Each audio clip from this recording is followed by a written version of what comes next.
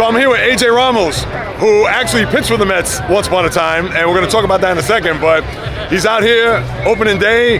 Surprised to see him. He's also a former guest of the podcast. So AJ, how you feeling being back here for the first time? I believe it's what, 2018? 2018, yeah, man. No, it feels great to be back.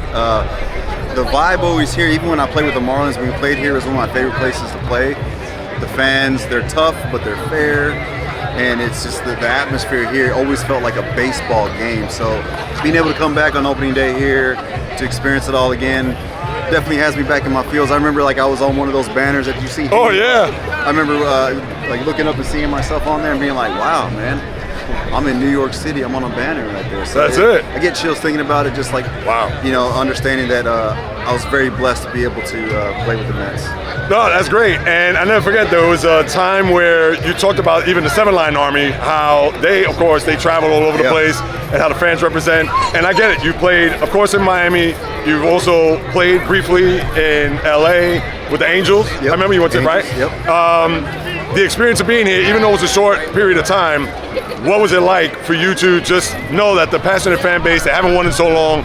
Just give us an example of maybe something when they're walking on the street where you had an experience with fans here in New York. Yeah, I mean, it's something that like you would think you wouldn't get noticed here, especially someone like me. Like I'm not very tall. I'm not like, oh, that guy's an athlete, you know. Right. So I go to certain bars or certain restaurants, and you know, wouldn't even put my name down, and all of a sudden I get a free meal, or I'll get, you know, a free drink, and it's like, hey man, go Mets, let's go Mets. And I'm like, oh, it kind of like was really a cool feeling to know that the fans supported me like that, you know. And so I had a little bit of a bad taste in my mouth because I didn't perform the way I wanted to, and I got hurt during you know, while I was here.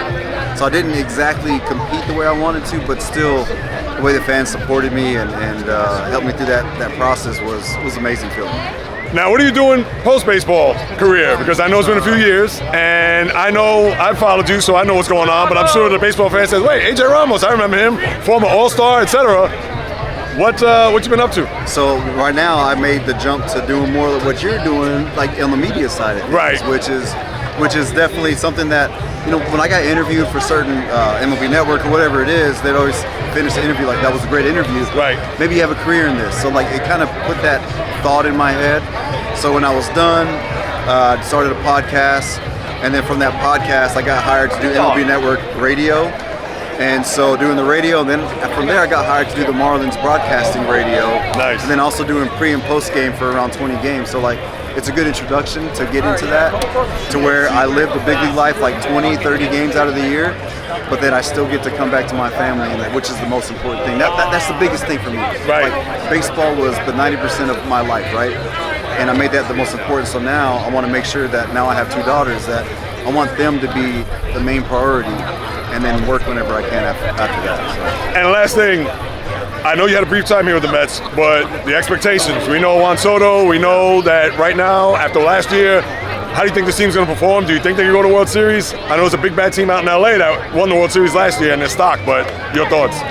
Man, I think they have a good shot. I think they have a good chance of making it far into the playoffs and even to the World Series. Especially once they get to the midpoint of the season, this team may change just a little bit. Right. You never know. Like whatever the team needs during that point, they may add, they may subtract, whatever it is. They're not done. This is the first part of it. When you have a bat like Juan Soto that carries a lineup, that gives you confidence, even when you have their staff, their starting pitchers, feel like if they perform the way they're supposed to, they're going to have a good shot. And that might be the place where they add during the All-Star or the before the trade deadline.